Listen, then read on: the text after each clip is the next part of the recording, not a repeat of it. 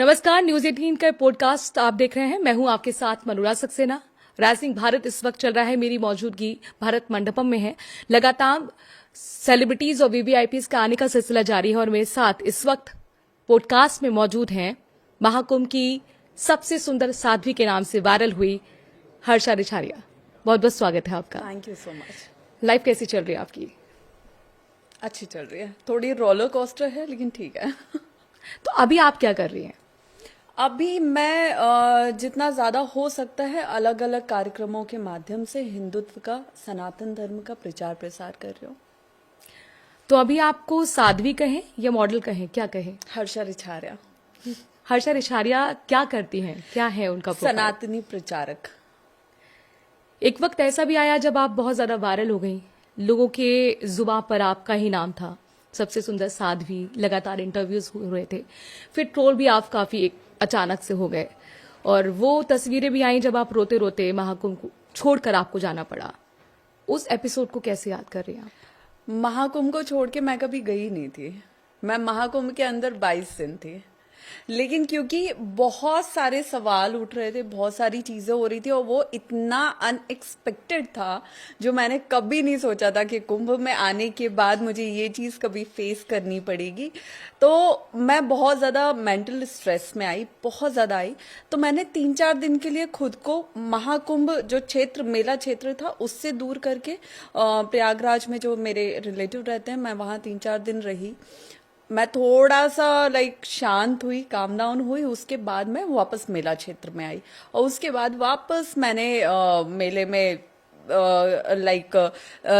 स्नान किया है, वहां पे घूमी हूँ, अलग अलग आश्रमों में गई हूँ, अलग अलग साधु संतों से मिली हूँ। तो मुझे लगता है कि उसके बाद मैं ज्यादा अच्छे से खुल के रह पाई हूँ वहां पे। वहां पर आपका विरोध इसलिए हुआ कि आप साध्वी नहीं है। मंत्र आपने हालांकि बताया था, सुनाया था, और उन्होंने कहा कि सिर्फ मंत्र बोलने से साध्वी कोई नहीं हो जाता, एक पूरी प्रक्रिया होती है। तो क्या आप उस अभी भी यात्रा में हैं? मैंने किसी को नहीं बोला कि हाँ मैं साध्वी हूँ। मैं तो बराबर मीडिया के सहयोग से ये बात रखती आई हूँ कि मैं साध्वी नहीं हूँ, है ना। ये लोगों का ही दिया हुआ है, एक टाइटल है। पहले लोगों ने उस टाइटल को दिया, फिर लोगों ने ही उस टाइटल पे सवाल खड़े किए। और आज भी कहीं ना कहीं ये चीज है कि साध्वी हर्षा, जबकि हर्षा ने खुद नहीं बोला कि वो साध्वी है। तो वो सारी चीजें हुई हैं और वो अभी भी कहीं ना कहीं चल रही हैं। बस ये था कि वो जो टाइम था उसमें वो एकदम से हाइप पे दिखा था, अब वो उतना नहीं दिख रहा है। तो सनातन से जुड़े हुए जो कार्यक्रम होते हैं उसमें क्या अभी भी आपका जाना है? बिल्कुल। मैंने ये बात बराबर लगातार बोली है कि जिस भी प्लेटफॉर्म से, जिस भी जगह से मुझे सनातन का प्रसार करने का अवसर मिलेगा, मौका मिलेगा, मैं बिल्कुल वहां पे जाऊंगी। उसमें दिक्कत क्या है?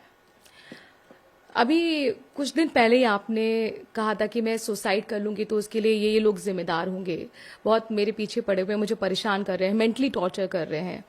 क्या अब अभी भी वो लोग आपके पीछे पड़े हुए हैं?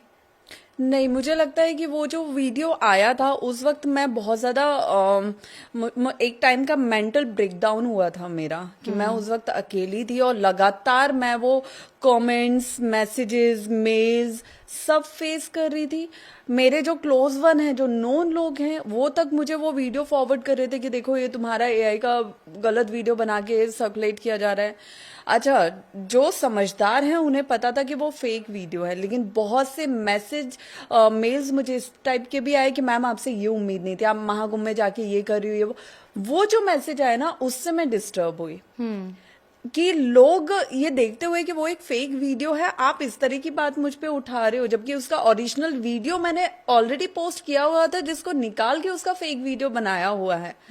तो जब फर्स्ट टाइम मैंने वो वीडियो देखा, मैं वहां पे बिल्कुल कांप गई थी। फिर मेरा यही था कि भगवान जी ये वीडियो मेरी फैमिली तक ना जाए, क्योंकि वो उसको नहीं देख पाएंगे। कोई भी फैमिली अपनी बेटी का इस तरह का वीडियो नहीं बर्दाश्त कर पाएगा। लेकिन जब फर्स्ट टाइम वो वीडियो मेरे भाई ने देखा और जो उसकी आवाज मैंने सुनी फोन पे, वो आवाज से मुझे बहुत बुरा लगा, बहुत ज्यादा। जी। तो उसके बाद मैं और ये सारे मैसेज और मेल्स मुझे मिले, मैं और ज्यादा डिस्टर्ब होती चली गई। उस दिन शाम को जब मैंने वो वीडियो पोस्ट किया है सुसाइड वाला, उस दिन मैं कर भी लेती, टू बी वेरी ऑनेस्ट, मैं 100% कर लेती। सडनली एक भैया भाभी का कॉल आया, नेक्स्ट डे महाशिवरात्रि थी, जी। तो उन्होंने बोला कि आप इतना स्ट्रेस मत लो, आप हमारे साथ चलो। फिर हम लोग उखी मट गए थे, वहां जाके मैं थोड़ी शांत हुई, मम्मा पापा के फोन आए, सब चीजें। फिर मेरे पापा ने हमेशा मुझे समझाया है, हमेशा सपोर्ट किया, एक मजबूत पिलर की तरह मेरे साथ हमेशा खड़े रहे हैं। तो उन्होंने समझाया सब चीजें कि जब परिवार साथ है, परिवार को सच्चाई पता है, तो तुम और किसके लिए डर रही हो।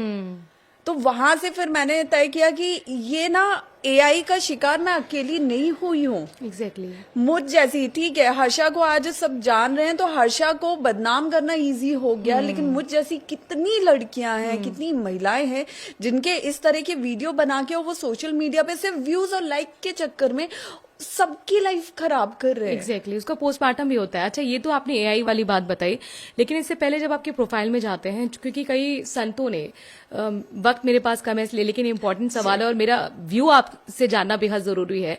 ऐसे लोगों के लिए आप क्या कहेंगी? क्योंकि कुछ संतों ने कहा था कि मेकअप करके अगर कोई आ जा रहा है, बाल कलर करके आ जा रहा है, बॉलीवुड डांस पे डांस कर रहा है सॉन्ग्स पर, तो वो महाकुंभ में, ये इन लोगों के लिए महाकुंभ में जगह नहीं है। IIT बाबा के लिए भी कई लोगों ने कहा, आपके लिए भी कहा, तो इन लोगों के लिए आप क्या कहेंगी?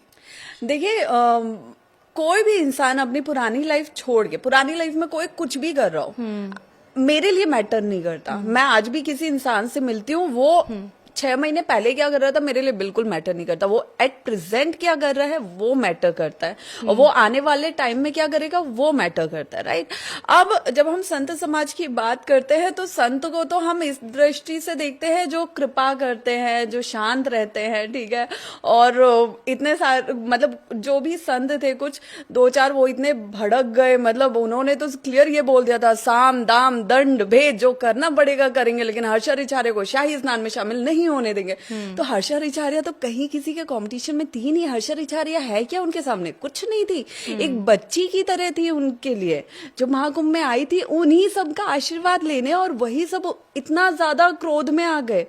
और मैं अपने हेयर कलर करवाऊं, मैं बिल्कुल करवाने का हक रखती हूँ, मैंने कहीं नहीं बोला कि मैं साध्वी हूँ। मैं लेंस लगाने का, मेकअप करने का, मैं बाल कलर करवाने का, मैं साड़ी पहनने का, मैं सूट पहनने का, मैं सारे हक रखती हूँ। तो जब मैंने नहीं बोला कि मैं साध्वी हूँ तो सारे सवाल ही खत्म हो जाते हैं। अच्छा, आपके फैंस जानना चाहेंगे अभी आप क्या कर रही हैं? मैं अभी सनातन का प्रचार प्रसार कर रही हूँ, धर्म की बात कर रही हूँ, और एक यात्रा हम वृंदावन से 14 अप्रैल को स्टार्ट करने वाले हैं, पद यात्रा 1 वीक की, संभल तक के लिए, तो उसकी तैयारी में लगी हूँ। लेकिन कई फैंस लगातार ये सवाल मुझसे पूछते भी रहे हैं, वो सवाल आपसे मैं पूछने वाली हूँ, वो लगातार पूछा भी जाता है, प्लान है मैं शादी करने का? ये अभी कई बार बोल चुकी पेरेंट्स का दबाव रहा है। नहीं, मेरे ऊपर आज भी मेरे पेरेंट्स का कोई दबाव नहीं है। हाँ। वो मतलब अभी भी मैं घर पे रह रही हूँ, जो मुझे पहले बहुत कम मौका मिलता था, अब ज्यादा मौका मिल रहा है। तो हमारे घर पे शादी की बात हो ही नहीं रही है। हमारे घर पे ये बात होती है कि अब धर्म के लिए और आगे हम कैसे आगे बढ़ सकते हैं, और जो चैलेंजेस आ रहे हैं उनको कैसे फेस कर सकते हैं। तो आने वाले गृहस्थ जीवन पे पाबंदी नहीं लगाता है? नहीं, बिल्कुल नहीं लगाता है। और मैंने भी ये नहीं सोचा कि मैं साध्वी बन जाऊंगी आगे जाके, राइट। अभी मैं साध्वी नहीं हूँ, एक नॉर्मल पर्सन हूँ, तो मैं शादी भी कर सकती हूँ, या मैं आने वाले टाइम में साध्वी भी बन सकती हूँ। तो ये तो महादेव की इच्छा है कि वो क्या करवाते हैं। चलिए, महादेव की कृपा आप पर हमेशा बनी रहे। बहुत बहुत शुक्रिया, धन्यवाद। तो ये थी हर्षा रिछालिया। नमस्कार।